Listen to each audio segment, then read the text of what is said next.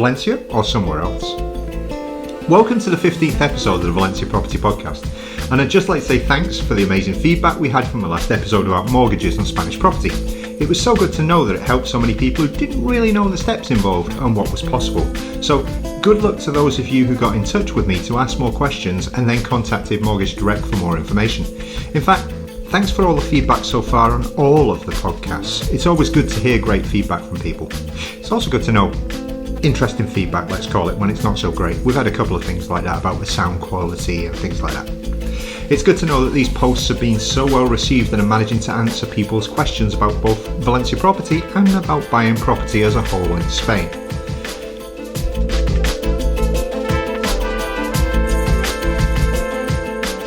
Today on the podcast we're going to do some sneering, or rather we're going to give our opinion about Valencia and do some comparisons with other places in Spain. We'll be looking at Valencia compared to Alicante, but also we mentioned Madrid, Barcelona and just a little bit of Malaga.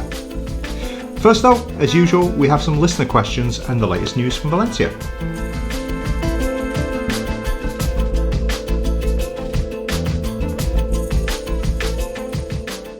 Our first question was from Jean, and it sort of shocked us. Jean's coming over in a couple of weeks' time, and she asked us whether it was possible to use traveller's checks to leave a deposit on a property. Excuse me, what? At this point I need to interject to explain to our younger listeners what a traveller's check is. No, rather what a cheque is.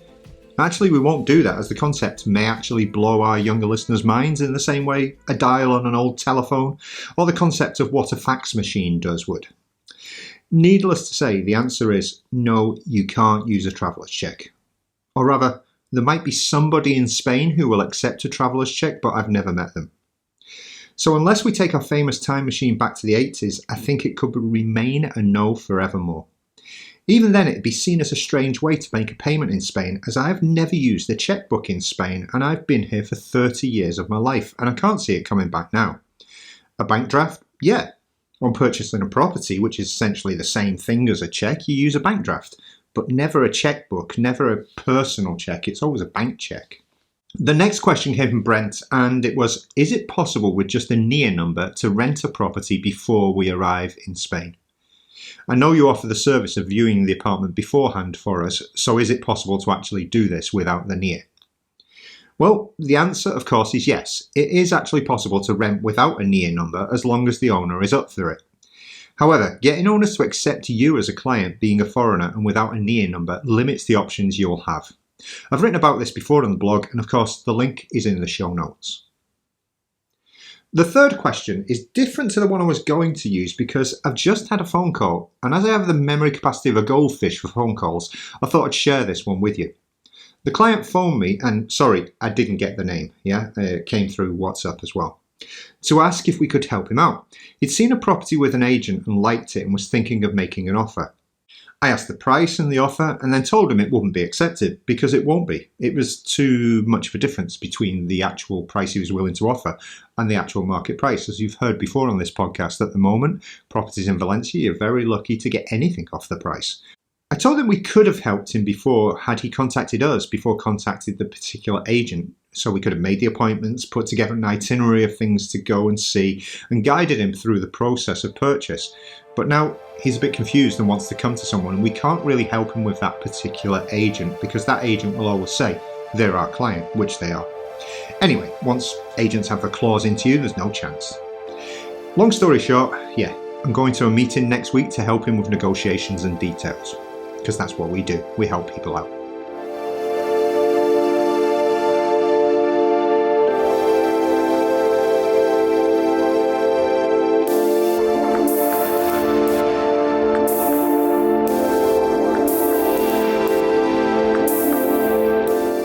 In the news this week, the weather continues to be, well, truly awful, until today. We had 2 days of 26 degrees and sun, and we thought, that's it, summer's here. But then it was back to rain and greyness. This weekend onwards looks good though, so going away for a couple of days at Easter is what I'll be doing just up the coast of Castellón, which we mentioned further on in this episode.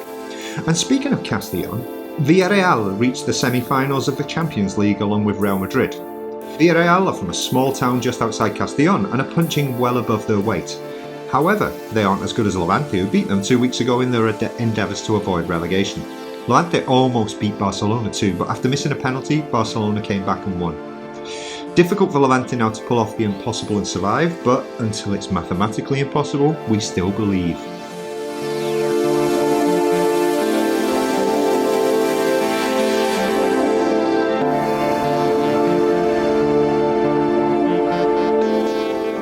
We were featured this week on the TV programme A Place in the Sun again in the UK, and as usual this meant a few of our ex-clients contacted me to let me know, "Hey Graham, I've just seen you on the telly."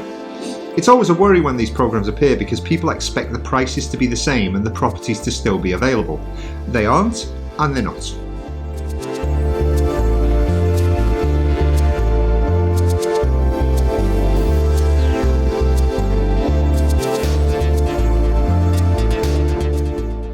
So today our podcast is all about why Valencia is different to Alicante. We've written an article about why Valencia is different to Alicante, which you can see in the show notes, but we're going to go through it here for those that prefer listening to reading and add in a few things too. Now, I wrote this originally pre-pandemic, but the figures are still remarkably similar in terms of percentages of sales to foreigners compared with the national sales. When you look at the statistics for house sales in Spain, lots of focus falls on the Valencian community as a whole. The Valencian community is formed by 3 provinces, Valencia, of course, Alicante and Castellón. Now, Castellón is the least known of the 3, and for the purposes of today, it will remain that way. Just quickly, it has its own underused airport, and boy is there a story behind that. It has a large, rather unknown outside Spain holiday resort called Oropesa.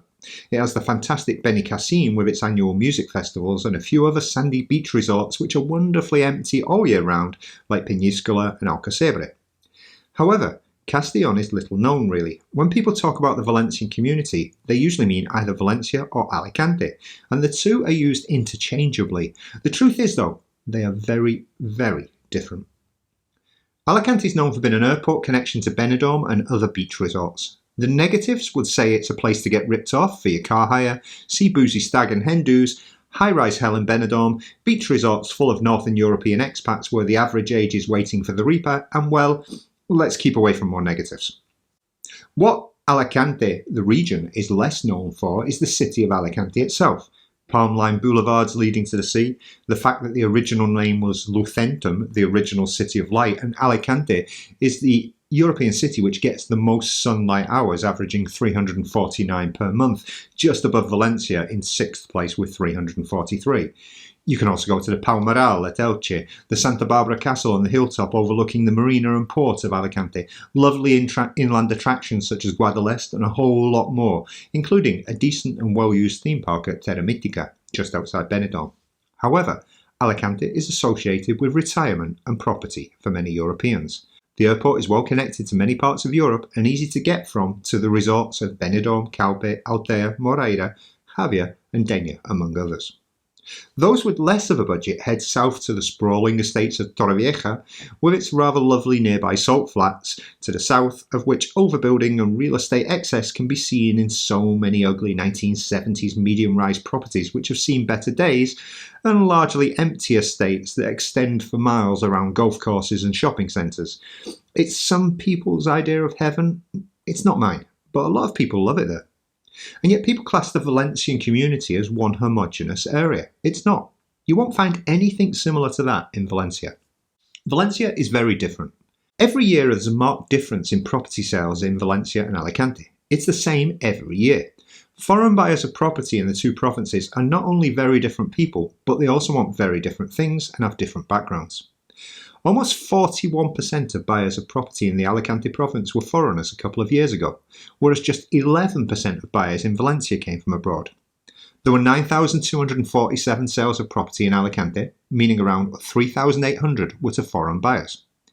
In Valencia, there were 7,472 sales, meaning there were around 820 sales to foreign buyers.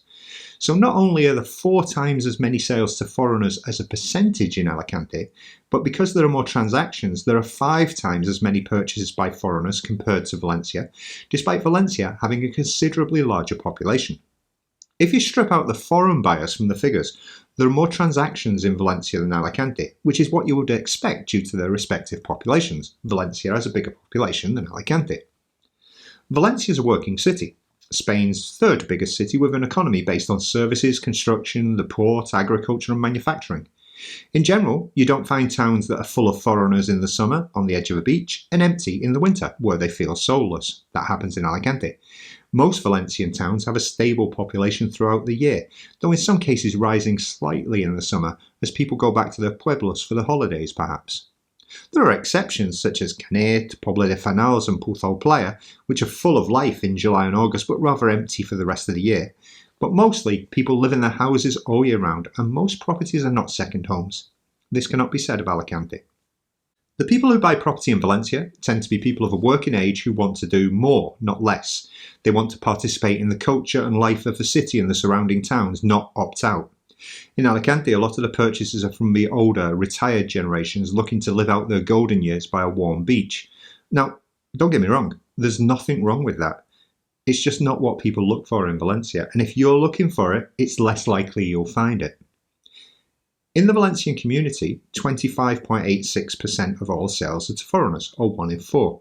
Only the islands come close, the Mallorca, Ibiza, places like that. However, the figures are skewed upwards by this Alicante effect, of course, just as they are by Andalusia in Malaga. In Andalusia, Malaga has 28% of all sales to foreigners, whereas Córdoba, another part of Andalusia, it's 0.7%. A huge difference.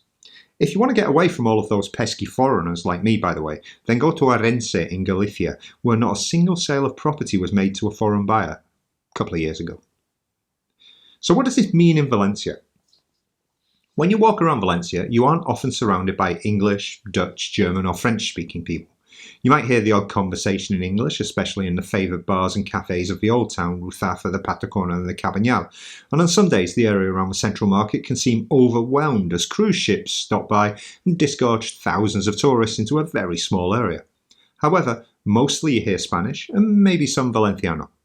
The lingua franca of many Alicante beach towns is English, unfortunately. It's less authentic. You're not generally surrounded by tourist fare and tourist souvenir shops. Once away from the area around the Central Market and Town Hall, you'll struggle to find a souvenir shop in Valencia, and the cafes and restaurants are serving more traditional menus of the day, rather than the tourist package meals of paella in many different forms.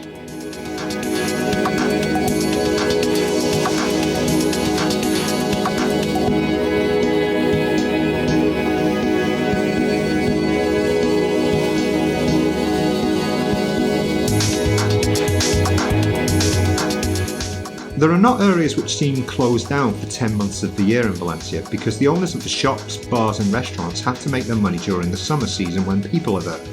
This in turn means that you will not find many rip-off places with high prices even in the summer.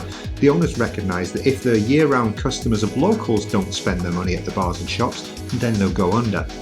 And they open all year round, giving life to all areas of the city and all the local towns around. We're biased, of course. We live, work and enjoy Valencia. We know plenty of people that enjoy Alicante too, but let's not pretend the two are the same. The foreign buyers who look to come to Valencia are generally very different people to those looking to move to Alicante. If you are unsure of where to go, then you need to do more research because the differences are so large, you're not comparing apples with apples if you're looking at properties in the two areas. As we always say, there's no point falling in love with a property if you don't like the area that's in. First, you check out the area.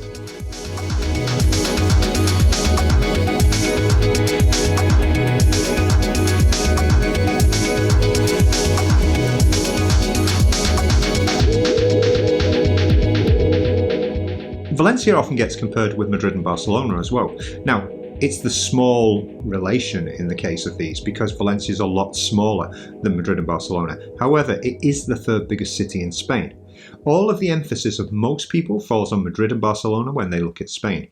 Valencia has a great advantage over these two places though: price.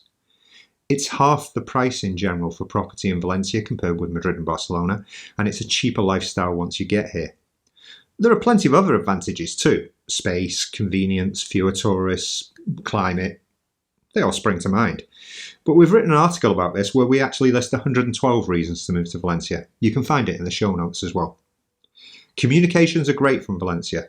The airport's not massive and doesn't have loads of connections, but it's growing back again with connections post-COVID, and it's easy to get to Madrid, Alicante and even Barcelona for other connections worldwide. The railway is superb, linking Valencia with Madrid in just 1 hour and 40 minutes and Barcelona in 2.5 hours. You can drive to Alicante in just under 2 hours too, and Valencia is on the map of the European night train system coming down the line, literally coming down the line. The Valencia community is wonderful in terms of landscape, beautiful beaches, glorious countryside, lovely hills and mountains, greenery everywhere from the orange groves to the pine forests and more, and an excellent climate to enjoy it in. But you know that because you follow me on social media and I keep showing you. You do follow us, don't you, on social media? If you don't, then check out our socials in the show notes. I've been here for 23 years now. I'm still not bored, and there are plenty of things that I haven't seen, especially in the wonderfully varied interior areas of Valencia, Castellón and even Alicante. There are loads of great little towns that I still haven't seen and plenty of hidden corners of the region I want to visit, revisit and explore more. You might find the same thing when you get here too. So that's it. Valencia's not like Alicante, it's not like Barcelona, and it's definitely not like Madrid.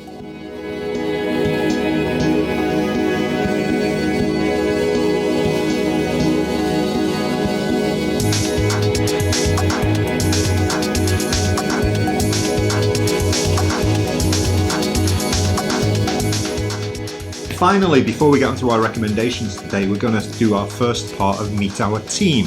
Now, we've already talked with David on the podcast and we talked with Gavin as well, but today it's about David. We've been promising for some time now to introduce you to the team at Valencia Property, and we did this in our article this week.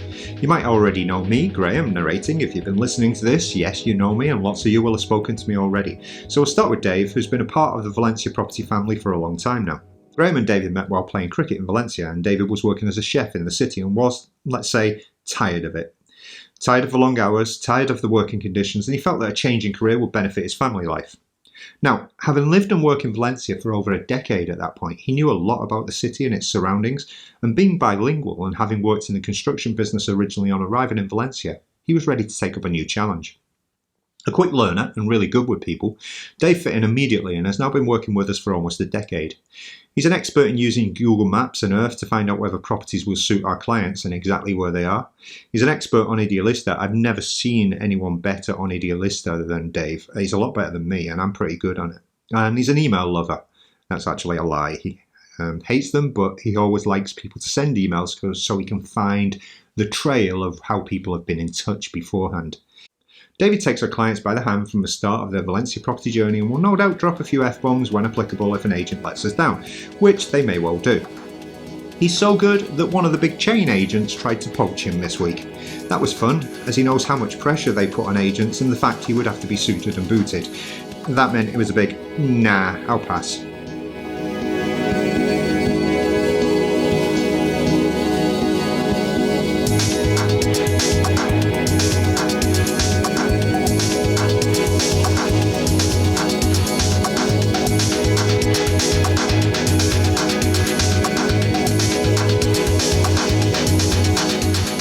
Our recommended video this week is Valencia, Your New Home. It's our intro video on the website. It just gives you a little taste of what awaits you when you get here. If you haven't subscribed to our video channel, then feel free to do so. Lots of podcasts on the moment, but more videos coming soon. Our recommended articles that we've mentioned in this podcast today are all about our rental service and more, why Valencia is not Alicante, and 122 reasons to move to Valencia. And our recommended property this week, well, I love this one.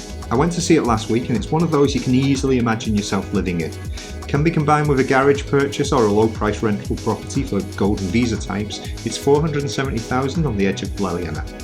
And of course, finally, make sure to follow us on our socials. I'm on Twitter at Greyhunt, Facebook is /Valencia Property, and Instagram /Greyhunt again.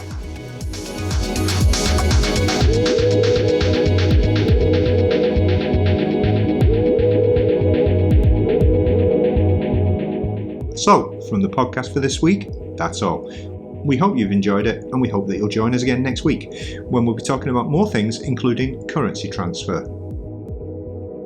Until next week, this is Graham from Valencia Property signing off, and if you've got any questions, make sure to send me a voice message or send me a question written down via WhatsApp and I'll get back to you and maybe even answer it on the podcast. The music in this episode is by Ghost Drones. It's from their album Machines of the Earth, and this track is called Fading in the Heat. The Valencia Property Podcast is brought to you by Valencia Property. You can find us, of course, on our website at www.valencia-property.com. And if you put a / and new at the end of that, you'll find our blog. We're also on all sorts of social media, such as Twitter, Facebook, Instagram, etc. Just look, you'll find us, don't worry. We look forward to hearing from you, however you want to get in touch with us. You have chosen wisely. Goodbye!